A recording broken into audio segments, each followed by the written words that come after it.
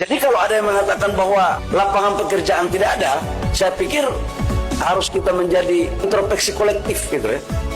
Dan jangan kufur nikmat gitu.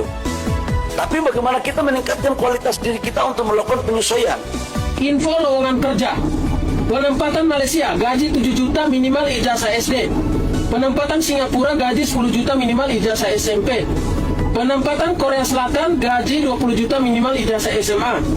Penempatan Amerika Serikat, gaji 60 juta minimal ijazah SMA dan punya skill. Spesial informasi.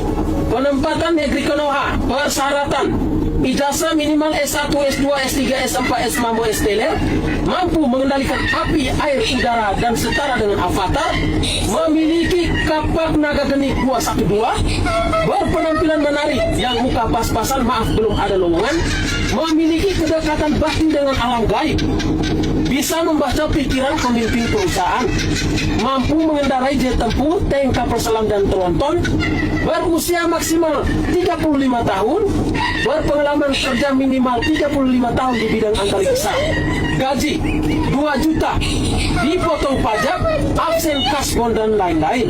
Apabila Bapak Ibu telah bekerja dalam kurun waktu 10 tahun, akan mendapatkan reward yang setinggi-tingginya berupa pujian dan tanda terima kasih.